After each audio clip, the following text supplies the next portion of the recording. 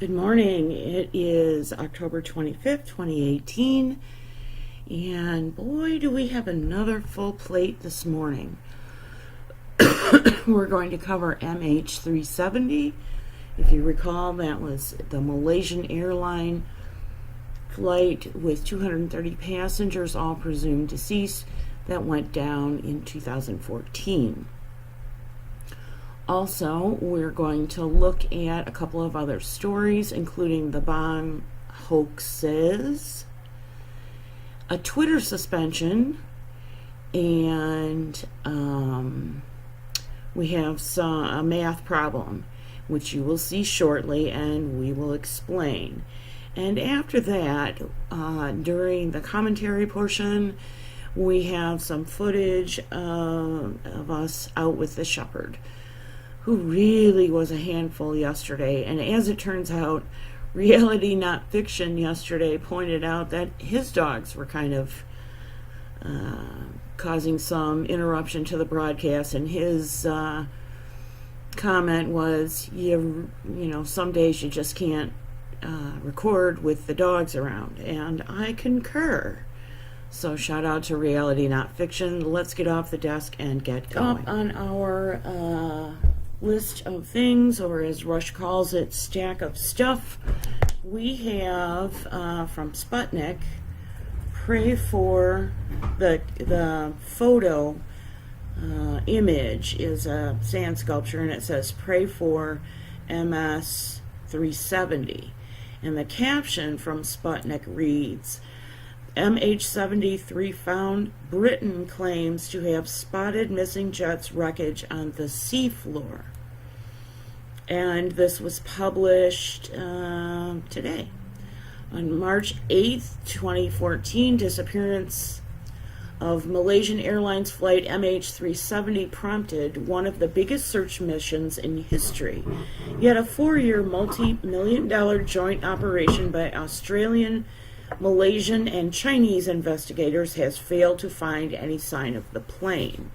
An amateur British MH370 investigator claims to have found a satellite image that shows the outlines of what could be missing Malaysian Airlines jet resting on the ocean floor off the coast of Thailand and Myanmar.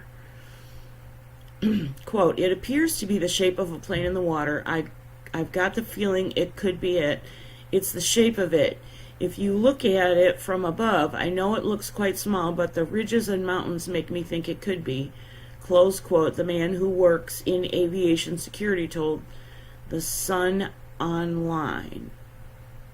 A flurry of theories have emerged as to what happened to Malaysian Airlines flight MH370 since the plane dropped from radar screens close to Phuket Island in the Strait of Malacca more than 4 years ago.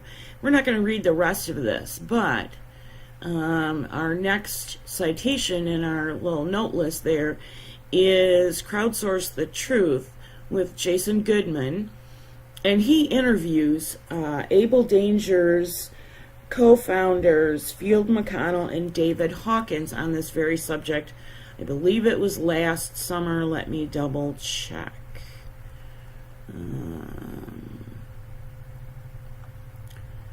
Come on, scroll down. Thank you. Yes, July 31st, 2018. Field McConnell is a former military pilot and then subsequently a civilian pilot, and he is an expert on all things aviation and quite an entertaining interview. We're going to move on. Ignore the math problem for now. We will get to it. Next up is bomb disposal officer. Today's pipe bombs appear to be hoax devices, and then poses the question in the headline, why was reporter allowed near live bomb? And this is from the Gateway Pundit, Thursday, October 25th, 2018. That's today. And this is by Jim Holt. Today is a Gateway Pundit bonanza. We have often had our buddy, well, we don't know him personally, but we read so much of his stuff and cite so much of his writing that we think of Tyler Durden as our buddy over at Zero Hedge, but in the last 2 days we had True Pundit, not to be confused with the Gateway Pundit. Bonanzas. Well, today it's the Gateway Pundit's turn. So what does it have to do with anything? Nothing, really. Okay, so here is a shot, an example shot of a so-called pipe bomb that was mailed, and the caption reads, several bombs were sent out to Democrat leaders Wednesday, none of which were detonated. And this footage is file footage from NBC News. The Secret Service announced that suspicious packages were sent to Barack Obama and Hillary Clinton. George Soros, former Attorney General Eric Holder, and Representative Maxine Waters were also sent mail bombs. They should have probably put that in quotes. The return address name on the suspicious package sent to Clinton, Obama, Holder, and Maxine Waters, but not George Soros, belonged to Representative Debbie Wasserman Schultz. Seems to me they're all friends. But let's move on. One of the bombs appeared to have the ISIS flag taped on it. Former bomb disposal officer Tom Sauer posted a thread on Twitter today discussing the incidents. And so from Tom Sauer, proper pipe bombs don't have wires connected to both ends. That's dumb. And you can read all of this. Twitter thread will leave you links. I think, this is a good point Tom Sauer makes. Hoax devices are far more common than real ones, in which case we should ask ourselves what the motives of the quote bomber, close quote, and quote, who benefits, close quote. Go ahead, think deeply and critically. So they're far more common. There was one other comment. I don't see it, and we're not going to linger for me to find it. Let's move on. Again, from Gateway Pundit, they report on a Twitter suspension. And this is kind of important at this juncture. About Twitter shadow banning people, I am one of the Frozen Chosen whose Twitter posts don't make it very far, if anywhere. I get analytics that, excuse me, that say that people are seeing my tweets. I could get as much as 1,000 views in terms of, that tweet, whatever it was, went by 1,000 people's eyeballs. Most often when I retweet something from James Woods. Thank you, James Woods. Thank you so much. Boy, if you're not following James Woods, you are missing out on some crack humor. I just really highly recommend following James Woods if you want a sardonic laugh. So anyway, well, what are we talking about here? The headline reads, Twitter suspends influential black female Trump supporters account after she announces she is attending the TPUSA event in Washington, D.C., and we'll find out what that event is shortly. I just want to also bring to your recollection Diamond and Silk, the dynamic duo who are all-in Trump supporters and were suspended by Facebook quite a few months ago, maybe 5-6 months ago, in the late winter or early spring.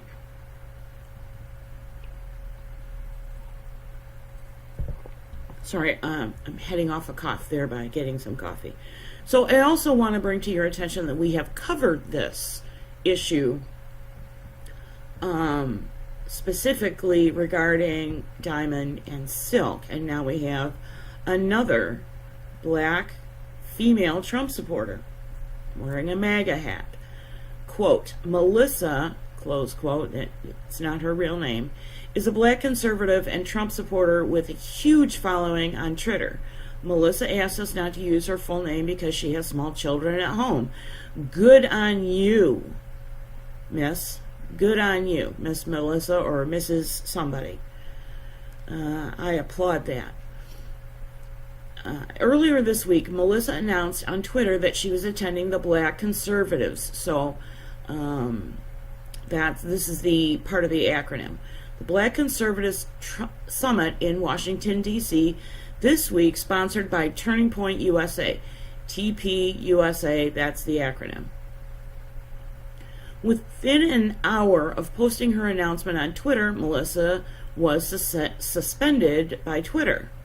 This was the third account she created since coming out as a black female for Trump's supporter.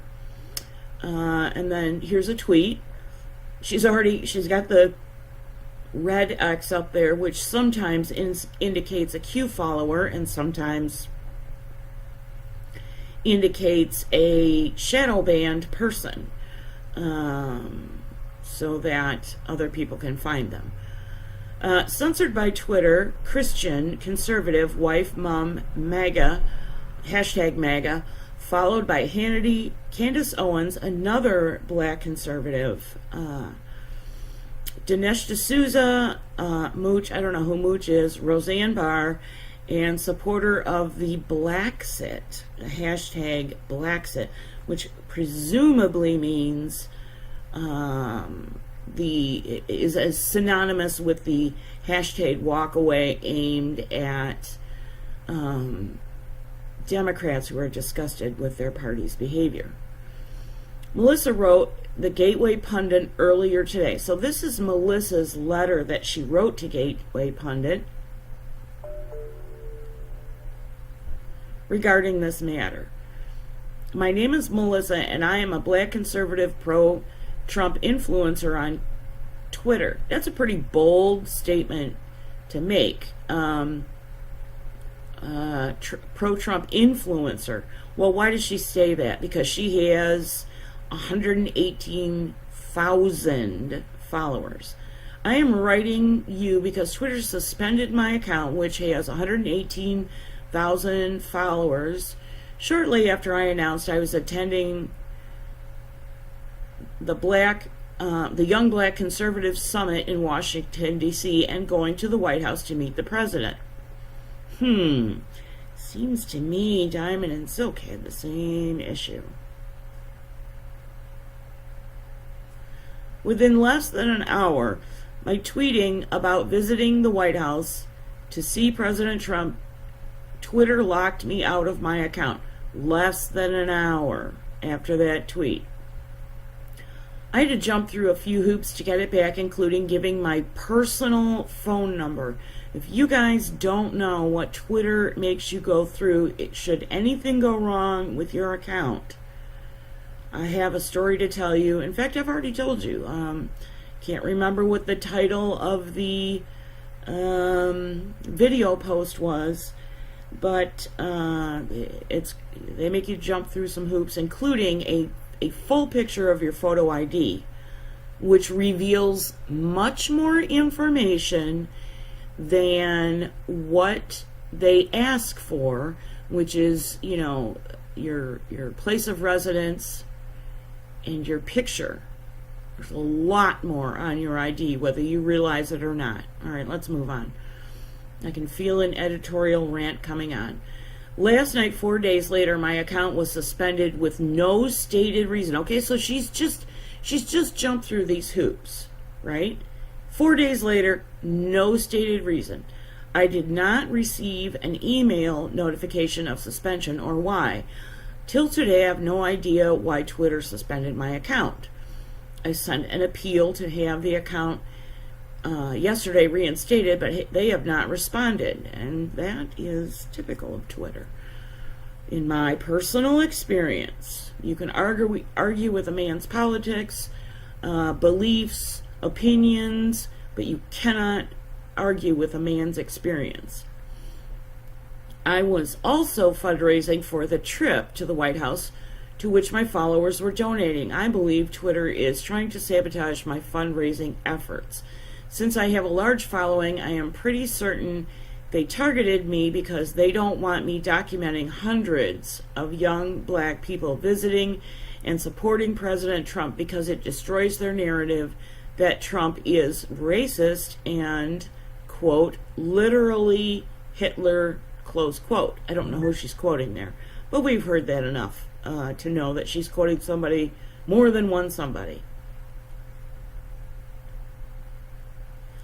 And then she goes on to say that she's been locked out of 2 other accounts with thousands of followers.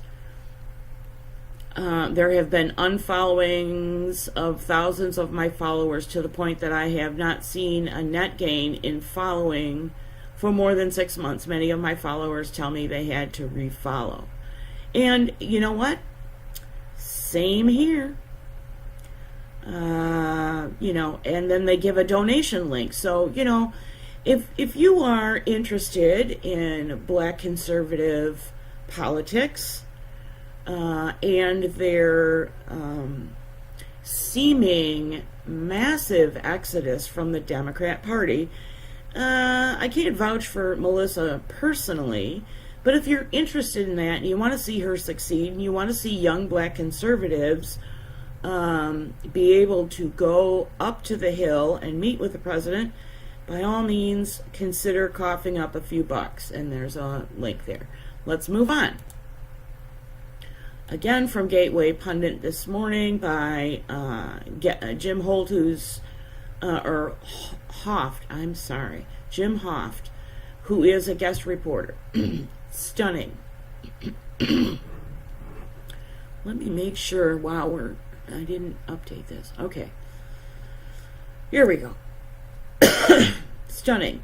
Photo evidence shows caravan migrants carried U.S. aid bags paid for by U.S. taxpayers. I don't know about you, but I still am a U.S. taxpayer. Breaking reports overnight. Oh, I'm sorry, Jim. This was reported yesterday. Breaking reports overnight ties the migrant caravan in Mexico working its way to the U.S. to billionaire George Soros, the man behind nearly every anti-American group working against the USA over the past decade. Now, if you recall, 2, maybe 3 days ago, we showed you a clip of Hillary Clinton at a recent public event of some description, introducing George Soros as this courageous man who's decided to step into the limelight finally. And I would suggest to you that he's been in the limelight for more than just finally. All right. The migrant caravan coming up through Mexico is obviously funded by some far-left groups, so the Gateway Pundit posits. The migrant caravan of mostly young men from all parts of the world were pictured receiving money from individuals embedded in the caravan. Overnight reporting shows that the funding behind the massive gang, mostly men, coming to the U.S. border is being funded in part by a group tied to U.S. aid. And we're just going to skip down to the article. USAID defines itself as the world's premier international development agency and is a catalyst actor driving development results. Boy, that's about as vague as it gets. USAID work advances U.S. national security and economic prosperity, demonstrates American generosity, and promotes a path to recipient self-reliance and resilience. Ah, what a mouthful of... Judicial Watch broke a story early in October that showed that the group USAID in Europe has ties to George Soros.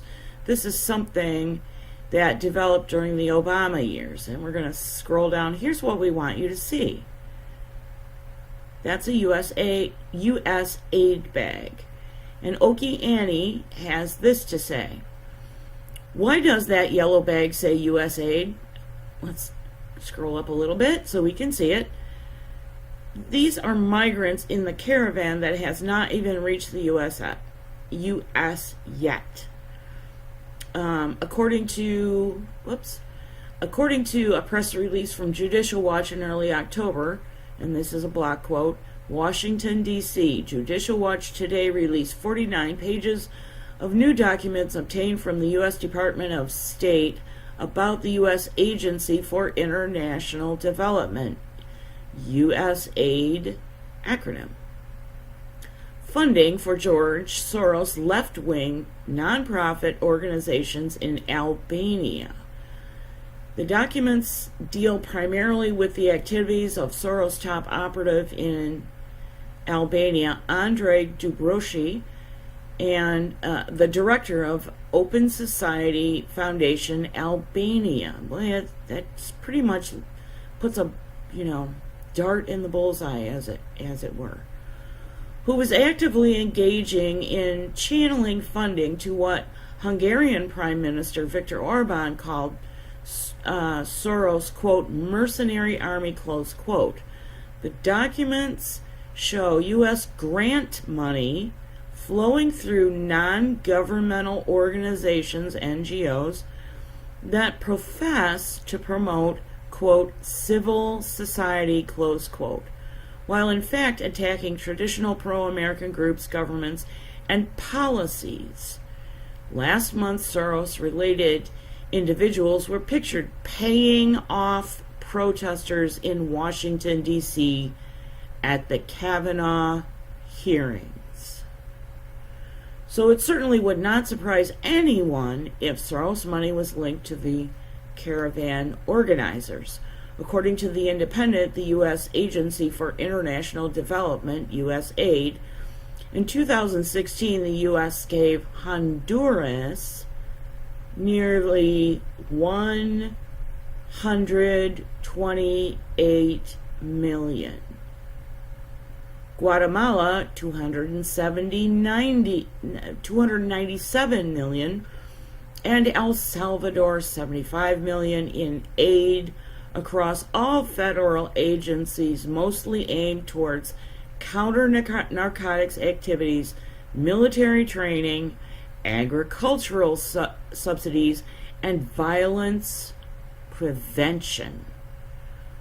Okay, how do we tie these millions of dollars?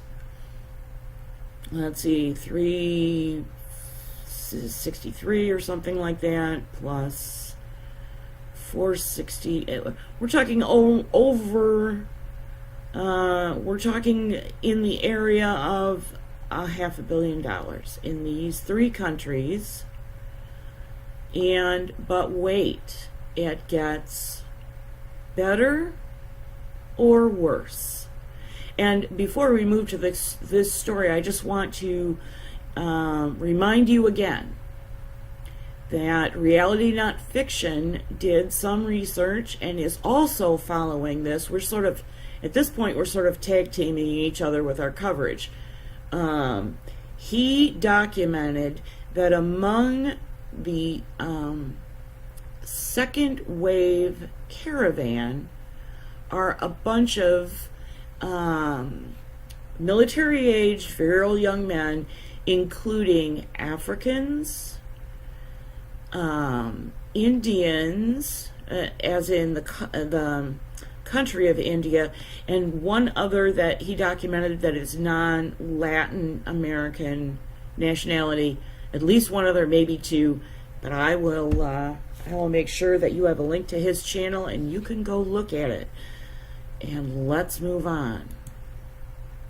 RT gives us the Venezuelan President Maduro, and the headline reads, Maduro blasts, quote, crazy extremist, close quote, Pence over claim Venezuela funded U.S.-bound migrant caravan.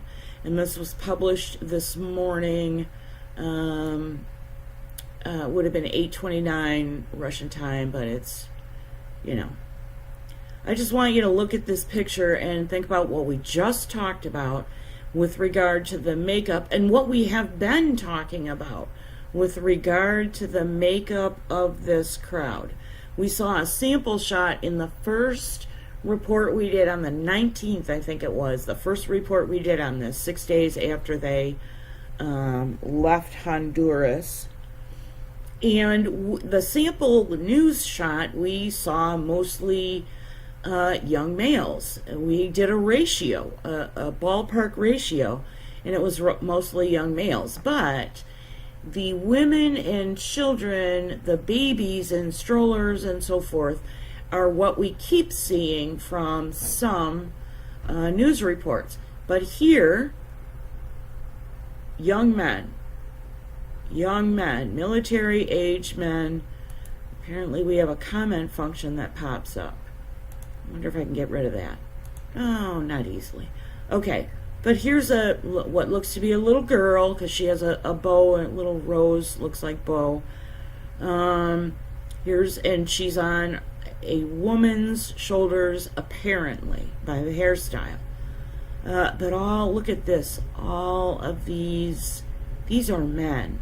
These are young, military, for the most part, military-aged men. Every other face you see, except with the possible exception of this person, and this person. Let's scroll down. Migrant caravan, and the photo credit is Ivan Sanchez. Ivan, not Yvonne. So male, not female. Sorry about my pronunciation. Global Look Press. All right. So RT gives us this. And I have blown this up to very large print to eliminate the sidebar on RT, because there's a story there with a picture that I consider to be clickbait, and I consider it to be offensive for its composition. Let's move on. So you get to read it real easy. That's the benefit. The Venezuelan leader has lashed out at U.S. President Mike Pence, labeling him, quote, an extremist, quote, close quote, and dismissed, quote, laughable, close quote, allegations that Caracas is funding the migrant caravan heading to the U.S. from Honduras. Now, this is referring to the second wave. There is a second caravan that went from 1,000 to 2,000 overnight, just like we documented with this first one, which is now somewhere north of Waxatila, we think. All right. President Nicolas Maduro appeared incensed by Pence's accusation that Venezuelan government is backing hundreds of mostly Latin American migrants who are seeking to enter the U.S. through the Mexican border. And we have a convenient link to another article in the middle. In a speech broadcast, whoops, I knew that was going to happen. In a speech broadcast on state TV on Wednesday, so that would be yesterday, Maduro said that Pence is playing a familiar card by accusing him, meaning Maduro, of, quote, everything that happens to them, close quote, meaning us. Styling Venezuela as a boogeyman stylizing Venezuela as a boogeyman would something he could laugh at, would be something. If it had not been an extremist saying it, an extremist madman like Mike Pence. Maduro launched a scathing attack on what he calls Pence's, quote, imperialist paranoia, close quote, blasting the accusations as a pretext for a military invasion into Venezuela. Wow. Okay. Paranoia being the operative word here. Quote, and this is Maduro, and they are capable of doing anything in the world. I warn the world about the paranoia of Mike Pence and the extremist sectors of the United States government against Venezuela. He has an obsession because they have not been able to defeat us. Were we at war with... They have not been able to make us surrender, nor will we ever be able to do it, close quote. Somebody please in the comments, post the date, cite the article or the executive order or the congressional assent granting President Trump the War Powers Act to invade Venezuela and declare war on them. Please somebody cite that in the comments. Moving on. In an interview with the Washington Post on Tuesday, Pence said he was told by Honduran President Juan Orlando Hernandez that the caravan, which at the time numbered 7,000 people, was organized by, quote, leftist groups, close quote, that were financed, quote, by Venezuela, close quote. That was from an interview. Meanwhile, the number of people in the caravan has been dwindling. Excuse me, hiccups this morning. Dwindling according to Mexican authorities. I'm going to leave these numbers up. I'm sorry about the hiccups. Let's move on. All right, I'm going to pause for a minute and fix this because they're coming on with a vengeance. All right, I think we're good. I'm going to scroll this back up to the top to our math problem, and let's now read this paragraph. Meanwhile, the number of people in the caravan has been dwindling according to the Mexican authorities. They reported Wednesday that only 3,630 still intend to reach the U.S. border with Mexico. Were those people interviewed? I'm curious. I'm just curious. Each and every one of them. 1,743 separated from the caravan and filed for asylum in Mexico, while another 116 people have agreed to undergo the deportation process. So this is the Mexican authorities. 7,000 minus 3630 equals 3370.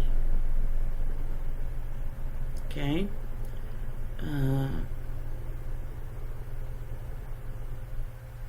And then we subtract the 1743 that separated and filed for asylum in Mexico, and that brings us to 1627. Another 116 people have agreed to undergo a deportation process, which leaves us 1,511 people. Interestingly, they did not talk at all about the people who were given free bus passes back to Honduras. But anyway, now, El Universal, let's scroll down. However, the Mexican government's estimates are almost 5 times lower than the 14,000 people reported by Mexico's El Universal paper on Monday. The caravan and its rapid movements towards the U.S. border has become a hot topic frequently picked up by Trump.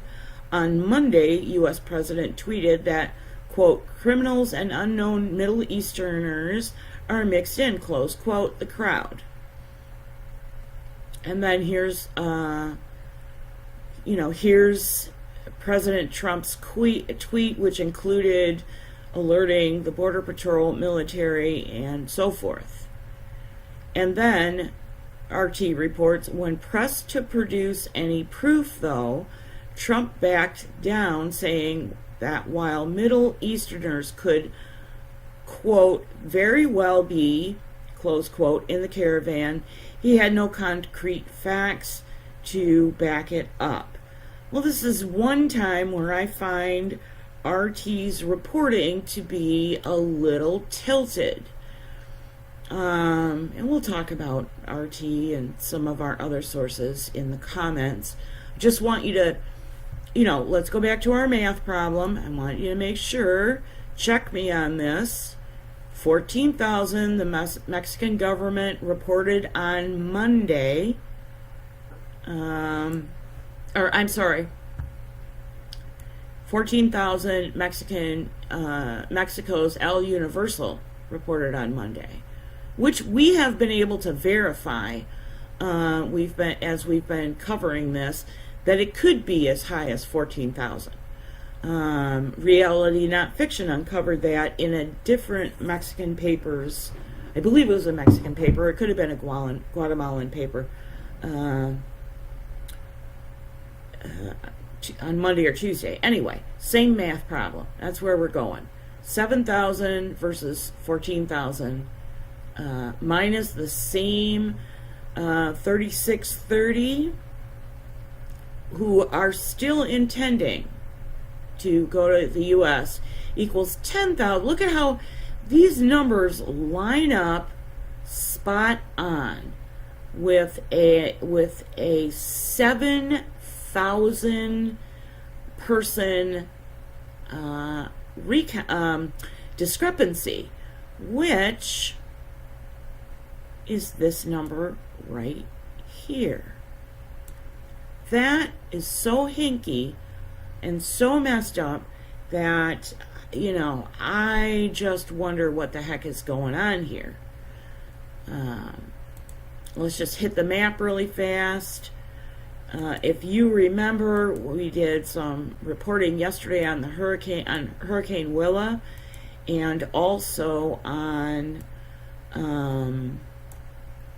the Migrant March. This first wave of the mixed multitude, you remember that we thought that by Tuesday, the 25-mile trek from Tapachula to Wixlada could have been made, and we think they are somewhere now in this trek to Arriaga, and we gave reasons why in yesterday's broadcast. All right, let me just nag you a little bit. Okay, voter registration deadlines. Tomorrow, Nebraska, the 30th for Connecticut, and North Dakota, bring an ID. Everybody, check your state. Do you need an ID or not? 12 days away for the last dozen states who citizens of those states can register for the midterm elections on the day of the election on November 6th. Please check your Secretary of State's website or sub-website of your state to find out how that procedure takes place. Or, hey, here's an idea. Just go get it done between now and, the 31st, which is, I believe, Friday. Can I get a calendar here, folks? Just go do it ahead of time, which would be, no, the 31st is on next Wednesday.